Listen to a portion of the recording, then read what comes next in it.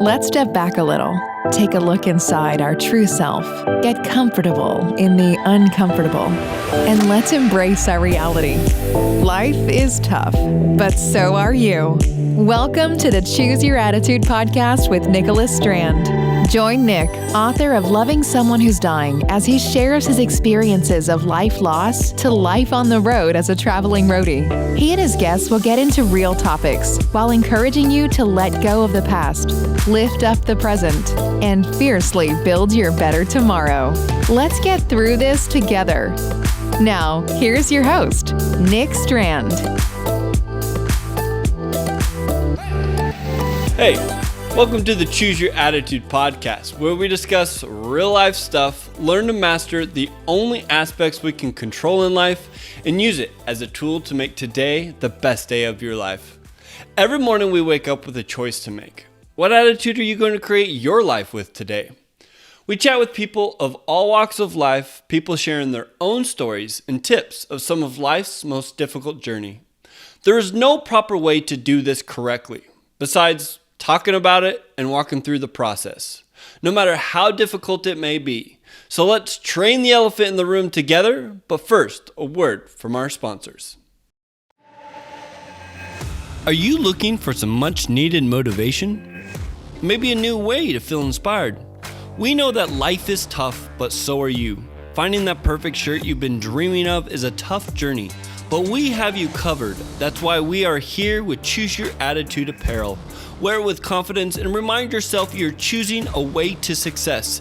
It is a constant reminder that you can share with others. Join the Choose Your Attitude community and share an attitude of style that others will want to be a part of. So get yours now at chooseyouratitude.com. Would you like to be a sponsor on the Choose Your Attitude podcast? Reach out to us at podcast@chooseyouratitude.com. Ladies and gentlemen, welcome to Choose Your Attitude podcast. In today's podcast, episode 7, I sit down with a hero of mine, someone I look up to dearly, Mr. Paul Pottinger, the 007 of Infectious Disease. No coincidence, he's episode 7.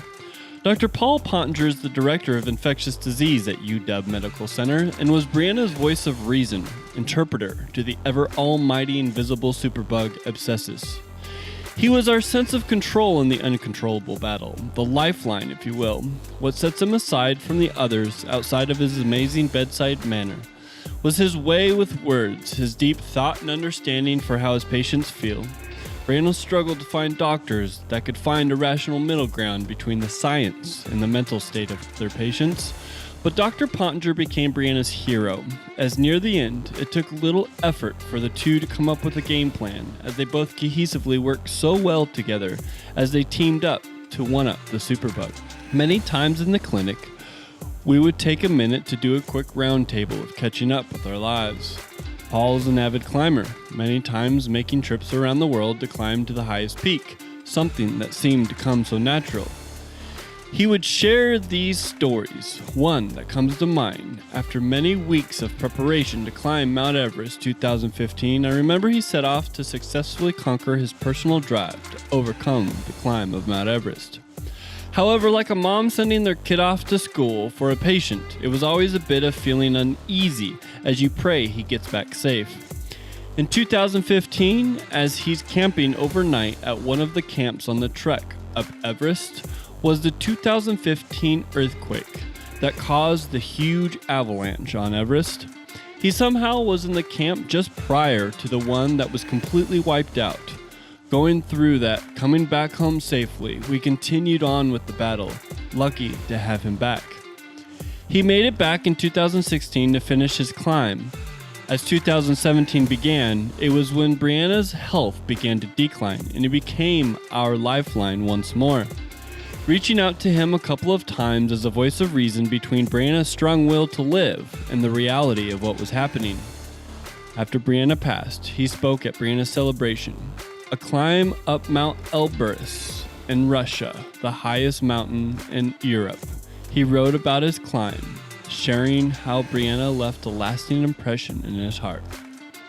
Fast forward to now, staying in close contact, almost 3 years after Brianna's passing. He has written the foreword to my book, Loving Someone Who is Dying. With the release party planned, he was scheduled to come speak at it. However, after being sent home from the Zach Brown tour early March because of the coronavirus, he was the first person I reached out to both discuss postponing the release party and also to record a podcast to speak about the virus. That was back in the first week of March. Excited to meet with me, speaking weekly, we tried to find a day, but his busy schedule would not allow it. We would record a quick episode. 8 weeks later, on an aggressive standby, waiting for an audible, he was ready. Exhausted, wore out, but still full of hope, wisdom, and strength. We sat down and talked about his current state of mind, how he feels about our current situation, and much like in the doctor's office, asking him the unknowns of the crystal ball, and hopes this helps clear up some answers, provide some clarity of realism, and more importantly, hope. We are going to make it through this because we have Dr. Pottinger on our side as we all launch COVID Reset. Ladies and gentlemen, here's our interview with Dr. Pottinger. Thank you. Alrighty, welcome to Choose Your Attitude podcast, streaming at podcast.chooseyouratitude.com. Welcome, everyone. I'm extremely excited to have Dr. Pottinger, Paul Pottinger, who is Brianna's infectious disease doctor, as well as the one who wrote the foreword for the book Loving Someone Who's Dying. Welcome, Dr. Pottinger. How are you? Yeah, thank you so much. I'm tired, but I'm good. I'm happy to be here with you. For sure. I mean, it's hard to get out of COVID because this is the reality of right now. But as a person who has Brianna and we had that journey, an avid climber that in Mount Everest with that huge avalanche, and you inside of that, just outside of the actual trauma, and then now COVID and kind of the epicenter of where it all began in America. I mean, how are you? Tell me how you feel. I mean, like, what has been going on? I'm ready for a day off, but Yeah. I'm not going to get it. That's okay. It's no worries. But yeah, we're busy out here. So I live in Seattle. I work at University of Washington, and so we're in an interesting position for COVID. I won't talk too much about COVID, but for COVID, Seattle area, we had the first case in the United States based on some testing that we did. It turned out that we were one of the first places not only to find it, but to probably really have it. And so that gave us a little bit of an edge compared to a lot of the country to get ready. We saw it sooner, but we also were able to adapt more quickly, and we've been very blessed that way. I think we have lost some life here for sure. I think as of today in our state of Washington, more than 700 people have died of COVID.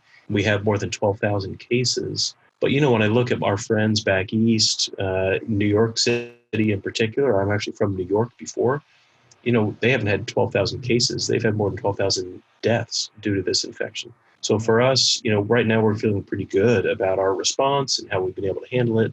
We still have that big question, what's next and what's going to look like, and all the big questions that nobody can answer. I'm happy to talk about it, but it's a lot of unknowns.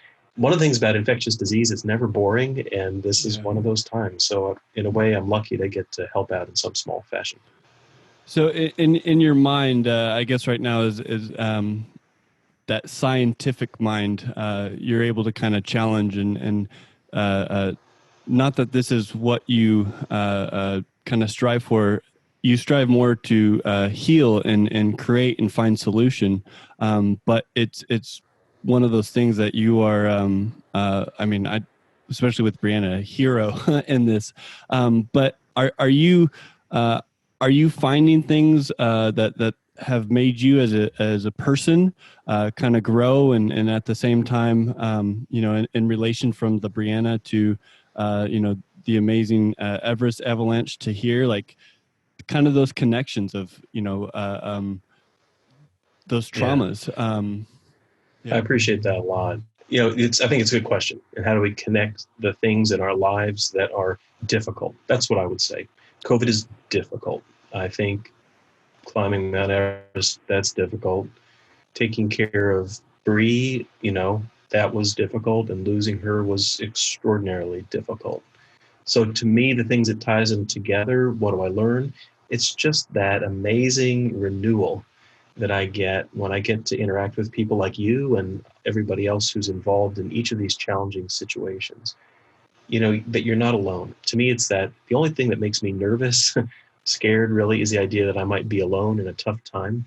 And I never am. Here, I'm at a university here, so I've got these amazing colleagues, nurses, doctors, pharmacists, the whole team. It really is a team approach to medicine. It's like that, with this epidemic, thousands of people that we're worried about, big populations. It's like that with an individual patient like Brianna, where I'm working with her, but also the whole family that pulls together in this amazing way. It's super inspiring. And it's like that up, 8,000 meter mountaineering. That's the ultimate team sport. And above 8,000 meters, everybody's on the same team. That's the idea. So that's, I think, what, for me, maybe draws those things together. So with Brianna, and what has happened, has there sparked any memories or inspirations, kind of like Brianna or such, that have kind of transpired since she's been around, and kind of maybe ways that she's maybe influenced you since her passing? Yeah, good question. Yeah, absolutely. I mean, I think that has changed over time for me. I wasn't her family member. I was just her doctor, but it felt like a lot more to me. And so that process of losing her has been very, very difficult. I'm a doctor. I take care of patients for a living. Everybody dies. Eventually, we all pass away, right? In spite of centuries of medical progress, human mortality is unchanged at 100%. So I'm used to that, right? But in this case, it was different because she was just such a cool person. She was just so inspiring and fun and just super brilliant. And one of those people who's 1 in a million or 1 in a billion. And so, so that initially was very, very difficult, and it still is hard to talk about it. But I would say, yeah, I've tried to incorporate all of the good things that came out of that process into my own practice. I continue to take care of patients who are facing very, very difficult odds and very long chances to survive, or to survive in the meaningful way that they want to. And so that's hard for me, because I always place myself, what if our roles were reversed? How would I handle that? And I think for Brianna, that's who we would all want to be if we were in that situation, to be that courageous and that inspiring and just confident. She just had a confidence that was extremely unusual. And I would hope I'd be half as strong in that situation. So nowadays, when I'm in a tough situation, I'll think back to that. I'd see it as a source of strength. I really do remember her just not only fondly, but also as an inspiration. I guess that's the way to put it. And we all need that, don't we, from time to time? Nowadays, maybe more than ever. So now that we've kind of progressed, and I reached out to write the foreword for the book, and kind of seeing that project. You've been super busy with all this now that this has popped up. So I know that you haven't had much of a chance to kind of sit down and kind of take it all in. But how is that kind of, what kind of feelings has that brought up? And now that you kind of see this stuff forming, and, putting that into a book, that will forever be written, about, kind of what we're seeing as, I've been trying to stay away from a hero, because she is a hero, but she was one of those that didn't want that, the recognition, because she was just natural at it. But being able to write about her in that sense, how does that? Yeah. What kind of feelings does that bring up? All sorts of feelings. I think it's really interesting too what you just said as well about, to be a hero. No one calls themselves a hero. If they do, the one thing they're not is a hero. So that's very typical, I think, for the inspiring people in our lives, in our society, the people we look to as role models and say, I just wish I could be that person. I wish I could have that strength. If I have kids, I want them to grow up to be like that person. And, she had exuded that just naturally in every pore, right? So for me to write about it, it's very, very helpful. I really, it's a very difficult process to run down. And yet I think that is really important, isn't it, for all of us? Writing is storytelling. Before the written word, stories were told hand to ear, by mouth to ear, right? That oral tradition of history. And now we have the ability to write it down. And what's so cool is that it comes out of your mind into your fingertips on a keyboard. It ends up in this beautiful book, which I have right here. It's like just so yes. awesome to have that. And I like the permanence of it. I like the fact that it's archived and it's there, because it doesn't matter how much longer I may be lucky to survive. Anybody can come along and see that and say, hey, here's somebody who was special. Let's read about her life. Let's see what her husband said. Let's see what all her family members said. And I think that inspiration just lives on. But for me to be part of that, super inspiring and really therapeutic. I like that process of writing. It's just sort of a cathartic thing. It's part of the grieving process for me. And I really appreciate the chance to participate. I love that. It is pretty crazy to know that, the Library of Congress has a copy of that, and to have that. But then at the same time, that's kind of, like you said, your personal heart.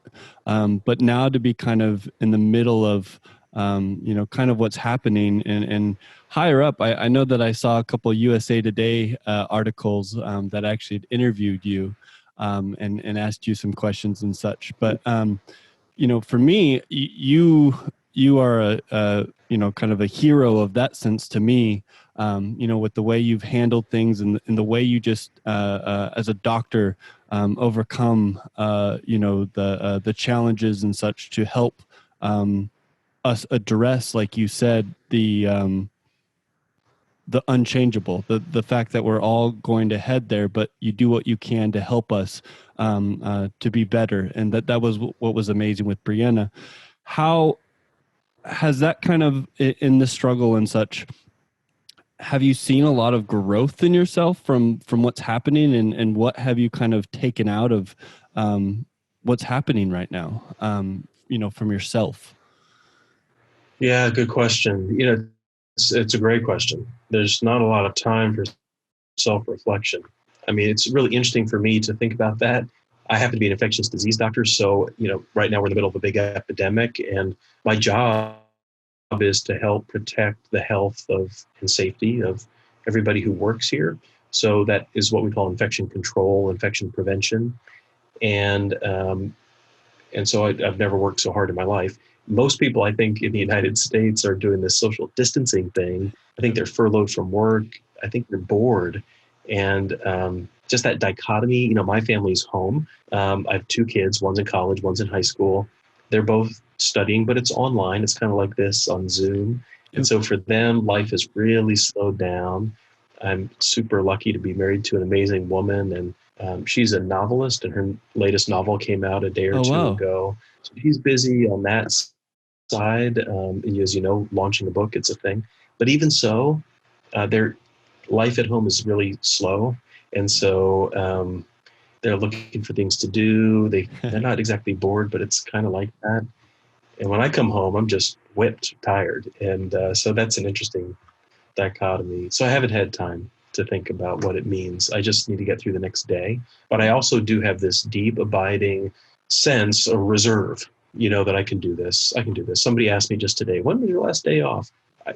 It's been a long time. And that's fine. It's fine. It's completely fine. It is absolutely okay. I'm hitting my stride. I'm not a marathoner. If I were strong enough to do a marathon, this would be, the way you think about when you're on mile 15 or something. We've got to keep doing this. So to me, thinking about inner reserves, inner strength, and the ability to just keep going. Sometimes I'm a little nervous to think about where we are because I don't want to get down some dark rabbit hole in my mind. I'd rather just keep going. What do they say in Finding Nemo? Just keep swimming. Just exactly. Yep. Would you say that there's that's one of my hardest questions that I know I drilled you many times with Brianna, of always trying to, figure out what's ahead. And I know that the world right now, as I've learned from that experience and got to write the book and kind of sit back, I've realized, that is a question that we can't answer because this is something new and such. But to help kind of if there was something to say, without getting too, doctorate about it, but, something to say from a professional inside there that would give somebody a little bit of understanding of the situation in an overall scenario, and kind of the amazing way you explain these things. Well, I mean, yeah, no, I'm glad to try. I mean, first of all, there's a few things I would want everybody to know. It is unprecedented. Have we been through something like this before as a species? Totally. 1918, almost just over 100 years ago, the world went through something very similar. In fact, in 1918, things were substantially worse because that virus didn't have a predilection to just harm old folks. It was harming all the folks. So we can be through this. We can get through it. We know we can do this. We've got this. We totally have this. As a planet, we're going to get through it. It's bad. We are losing people every day to this. It's also bad because we're losing our economics. People are not able to work. They can't support their family. That sense of self-confidence and the fabric of our society that makes us who we are, our identity, all of that is threatened. So to me, it's definitely a very serious situation, but we're going to get through it. I think the only thing that I would want to emphasize is that we just have to have that stamina. If we can really pull together, follow the rules, and do it and not give up and get exhausted after a week or a month. So my prediction for this, I think we are very likely to get a good vaccine. It may not be the first one we get, but we're going to get a vaccine. I think that vaccine is going to work and it's going to be very safe, and it will really give us more protection against this infection. That's coming, but it's not coming this week. It's not coming this month. I think there's a 50% chance that we will get a good vaccine by the time we're supposed to go back to school in the fall. 50%, that would be stunningly fast. Most people think I'm crazy. I just see so much energy in this. I think we probably can do it. And if it's not here in the fall, it'll be here a few months later. So for everybody out there who's trying to figure out about their kids going back to school, maybe college, I think at half term, meaning January of 21, we're probably going to have a lot more confidence getting people back to school. Before then, I really, truly don't know. What I do know is that if we can keep doing some kind of safe practice, if we don't just try to go back to the way things were, we'll get through this. I think the way we're going to get burned is if we get lazy, if we get impatient. If we're impatient and we just try to go back out and do things like we used to, I'm told that in the state of Georgia, at least the news here says that today they just opened up barber shops and massage parlors. Like, these are the essential things. Yeah. I don't know how your governor came up with that list. But anyway, the point is, please, no matter what any particular government official has to say, use your common sense. The virus doesn't care about massage parlors. It just doesn't care. It's not a political thing. It's a biological thing. Please take care of yourselves. Just use your common sense. What we're doing today works. You may need to do that longer than whatever your local government official tells you. That's what I would tell you, especially people who may be out there. Chronic lung disease, especially people living with cystic fibrosis. There is no shortcut. Please take care of yourself. That's what I would say. It's amazing. I've thought about it many times and I've explained this to people too. One of the hardest challenges I think you had with Brianna was, the in between of, the doctor and the science, but then also life and normality. In the fact of what it would take to conquer the bug, but then at the same time, what it would take for your life. And this is one of those things where, with Brianna, it affected herself. So if she went outside, it wasn't affecting others, where this definitely does affect others. And I found that to be interesting because, Brianna had to live the way we're living right now. And here we are, she chose many times to walk out and become susceptible because she wanted to live. But it was one of those struggles that she had to deal with every day. And now we're here where we're taking this normal way. And, for a lot of us, we're learning that, our freedoms are not existent without health. And it's interesting to watch people kind of, go through that. Have you seen from your, the people around you, more of a camaraderie and a more of a community as you go through this? Yeah, definitely. I mean, it's definitely a team spirit here. And I think that's true in most of the country. I can only assume that's the case.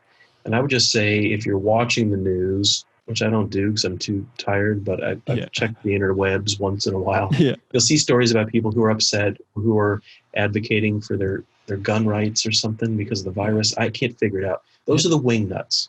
Yeah. So they will loom large on the internet. There can be a lot of memes about them. They don't represent us. That's not the real heart of America. No, I think Americans mostly get it. That it's suffering for them. They don't like that their livelihood is being ruined. But I think they also understand that their decision for themselves has implications for other people.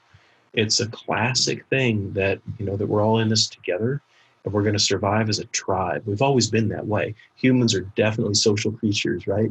If we don't get into something together, we're not going to make it. And once in a while, there'll be somebody who is ornery about it or has some kooky idea. They might wear a suit and stand in the White House and say these crazy things, but they don't represent us. Most people know that we are a team, that we're connected to each other. And I see that out here in Seattle totally. Oh my gosh. I drive to work every day to the hospital. Yeah. It usually takes me 20 minutes. I'm here in 6 minutes flat. There is nobody out there. People are totally abiding by and I don't speed because people are really taking this seriously. And I'm hopeful that's true in most other places where your viewers are watching. Yeah, I see it. So I on one of the episodes I talked with a friend about, grief, and I've seen a lot of people kind of because this is much like being diagnosed with, like when Brianna was diagnosed with abscesses or when my mom was diagnosed with cancer, it kind of relates to the same idea. And so I can see, some of those people that are frustrated or don't feel uncomfortable, they may be in one of those scenarios because they don't know how to handle those feelings, which is a lot because, I especially know me being in the doctor's office with you. Brianna had that sense of, now is what it's about. It's not about what's going to happen tomorrow. It's not about what happened yesterday. It's about what happened today. And I know I was always trying to, reach ahead and try to, find that timeline and dig that information when it wasn't there. And I think that's what's best right now is that sense of what I'm hearing is patience, but also the confidence that we're not alone and that there's a whole world behind this. Even though we're uncomfortable, becoming comfortable in that uncomfortable is a solid thing. Hey, no, I'm with you. And I feel like one of the things about that resonates with me about what you're saying is, this is a hardship. The epidemic is a hardship. And I'm an American person, happen to live on the West Coast, but I'm an American guy. So it's hardship for me. It's hardship for my family. It's a hardship for everybody. And one of the things about this that's so interesting is the reason it's a hardship is because it's a change, right? It's just different. And we as a species have an expectation for what's going to happen. What is my future? What's my expectation for tomorrow? What's my expectation for what happens after lunch or next year? We're planners. We are definitely cognitive people. It's because we've got these big, fat, juicy brains and we use them like crazy. And all of a sudden, when things change, when our expectations are not met, for us, at least in the United States, that is a huge issue. I am so lucky to get to work in other parts of the world and to travel a lot. I work in Africa, in Tanzania every year. And, it's such a great experience because I learn so much when I'm there. And the physicians, the nurses are brilliant. The students are amazing. And the people are just so interesting. And, their expectation is different. They are also people who they have expectations, they have their own ambitions for sure, but their daily experience is different from what most of us in the United States would say. And I think this is a hardship for us, but it is such a small. You compare your life to the lives of most people on our planet, it is not the same. We are so fortunate to live in the United States, even with all the issues, all the ugliness, all the ridiculousness that we deal with, and all of these hardships, which are real hardships. at the end of that day, we're still so lucky. Most of us still have access to information, access to shelter, access to food, safety. Most of us are still so fortunate that way. So I hold on to that. That's my job, is to get us through this so you guys can all come back in and stay healthy and do your thing. But that's just a simple, humble reminder that in a way, we really are all very, very fortunate with what we got.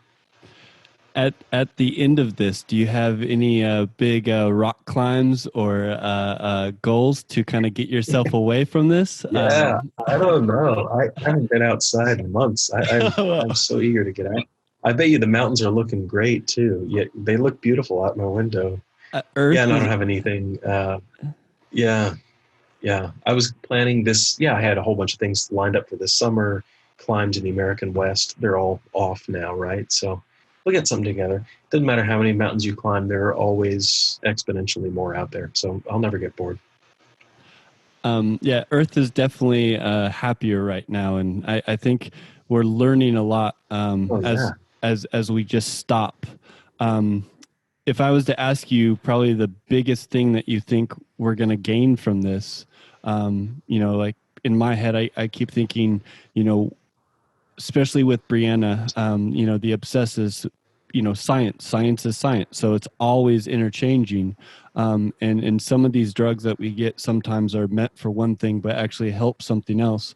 Um, Even to the sense of, people kind of stuck in a spot and time slowing down. What have you maybe seen, and what would you say that we might be able to pull out from this? As something solid. Yeah, I love that question. Yeah, it's great. I think it's so cool because, the quick answer, the easy answer for me is, as a doctor, I'm hoping when we're done with this that people are going to be better about not spreading other infections. COVID's rotten, but what about flu? What about rhinovirus? All the cold and flu season stuff. All that stuff really is spread from people to people because we're not careful with our hand hygiene. We don't filter our sneezes. I think there's a chance for a heightened awareness. So people take care of themselves. Don't go to work when you're sick. I mean, it's just selfish, short-sighted thing. So for me, that part is easy. I think we'll see if it comes true. I think my bigger perspective is, there's a lot of talk about red states and blue states, and I think there's a lot of shades of purple, is the way I would say it. I think this is really showing us that there's a common ground. The way this epidemic has been handled at a federal level, there are some very good people who have tried, but it has been mostly bungled. There will be a day of reckoning, and that day of reckoning is the first Tuesday of November, by the way. So it just occurs to me, if we don't all have to agree on everything, that's not the American way, and I wouldn't want to live here if we did. That'd be boring. I would just observe that we're all in the same boat, so we might as well row in the same direction. Let's just pick a destination. My vision, let's go someplace that's safe and healthy and prosperous. Like these three things: a safe, healthy, and prosperous society. We we're not going that way right now. As we got into this epidemic, leadership in our country has been against every one of those things, every one of them. So I just say let's make it safe, healthy, and prosperous. When we're done, I think our society should be one that is willing to pull in the other free and open societies of the world. Let's not build a wall and push people towards Russia and China. I mean, that's ridiculous. Let's bring people together. Let's get organized around health. We could have a world health organization. Think about that, a WHO. And instead of cutting off our funding, we would actually fund it. We would lead it. We would cooperate with people. I mean, I have these utopian ideas. I don't need to be too sassy, but I really do think COVID is a chance for us to say, hey, this sucks. How'd we get here? Not just so we can punish and blame the people who did it, although they damn well need to be punished, but also so we can say, let's start again. I think we should eat less animals. I'm not vegan, by the way, but I do admire the vegan ethos. Let's eat less animals. Let's burn less fuel. Let's try to just chill the F out and reproduce less and consume less, and maybe keep some of this COVID experience with us in the good parts of it. I think you make a good point, and I think one of the biggest things that I've definitely learned, and I've tried to share in the message, is and I think that's somewhere where the anger I think comes from in some people realizing this, but that we take for granted our life so much, And it's very rare that for us, I know you've been super busy, so you haven't had the time to be able to do this. But most of us right now are having to realize that, without life, I've said there's not even freedom, because freedom takes two people standing next to each other to be associated. And without life and humanity, Right. That is not possible. And especially in like Brianna's case, where she was born with this disease, and it was this infectious cycle of having to work to get insurance to help her with health, so that way she was healthy enough to work to pay for the insurance to keep her healthy. And it's one of those things, like you said, if we were to work together and help each other, in the long run, it would actually be, I think, less effort and less expensive, if we would do less of a fight and actually did the help, if that makes sense. No, I think it makes perfect sense. We've had a government that's been trying to chip away at healthcare access since day one, and now all of a sudden people are realizing that investing in health is actually cheap. If we had just cut this stupid epidemic off, think of all the trillions of dollars we could have saved. That's the problem with healthcare, health insurance. It's this sort of thing people don't want to invest in until they actually need it, and then it's too late. You're quite right. That's my observation as well. I mean, I've dedicated my life to be a healer for that reason, and I really do hope we come out of this being a little bit more thoughtful, a little more humble. It should be a very much a humbling opportunity for our species. There's some things we cannot control, but there are some things we can. So when we're given an unprecedented challenge, that we rise up and do it in a way that it's going to cost us, but it's going to be worth it. So we'll see. We'll find out. I don't know. I heard they're selling oil for $- or something. And I think it's just a chance for us to say, maybe what we were doing before was kind of crazy. Let's hit the reset button. COVID reset. Make a hashtag of that. I promise you. COVID reset. I just came up with that right. Hashtag COVID reset. That's what we're doing. Yep. And our society's going to come through even stronger. I love it. I like it. I like that. I will definitely get that going, and I think we might even put that on the name of our little episode here. I think the very last question I'll ask you is going to Brianna a little bit. She created that quote, "Choose your attitude, create your life." And I've been asking people what that means to you, and how you kind of interpret that. And I've been anxious to kind of hear that from you, because you, like I said, you're kind of a hero in my eyes, and the way you explain things are so, I guess I'd say poetic, or well thought out, from your intelligence. But how does that make you, that quote, how do you interpret that, and how does that, make you feel? I mean, the reason I love that concept is it's so, it just gives you agency. It's about choice and creation, right? Yeah. It's not about whining. It's not about complaining. It's not about being passive. It's take the initiative, take control, and make a better attitude. When you do, you're going to make a better life. I mean, in itself, it describes what's so great about it. And I think it's so true. If we are waiting for something good to happen to us, I mean, I guess you could find a brick in the street made of gold, but it's not going to happen. It's all about take the initiative, take control. The world is full of huge challenges and tragedy and things that are going to make you mad. And if you're not angry, it means you're not paying attention. And Brianna knew that, right? But she also said, let's choose to do, not to ignore that. Let's choose how we're going to respond. Let's respond, and not in an angry way or selfish way or sticking our head in the sand. Choose your attitude and create your life. I mean, it's absolutely inspiring. And I think anybody who reads the book will definitely just be bathed in that great energy that came from her. And it's wise. And it's something that I think I could certainly use in my own life. It's something I aspire to. I'm not always good at it, but it's something that helps to guide me through my daily routine. And that's what I want in my family and my kids as well. It's an important ethos, right? It's a worldview that I think is so inspiring, and definitely something that I want to try to model myself after. I love it. Is there anything on your mind that you'd like to kind of address or kind of pull out, or any subject matter that we want to approach? I mean, I'm full of something, ideas and other things, ideas and opinions. No, I would just say, I really appreciate the chance to talk with you because, those of us who love someone, and I do in my life, I have people that I love too. And what would happen if the unthinkable were to happen and I were to lose some of those people? Well, I would hope I would do half as well as you have, Nick, trying to just to honor that legacy and have these conversations, writing this book. It's such a beautifully written book, really beautifully written. And I just think that's a model for how all of us should try to honor those we love. And we don't have to wait till they die, of course. But the way you've chosen to do this, I think, is just amazing. And so I just want to say thanks for doing that. Thank you. Appreciate it.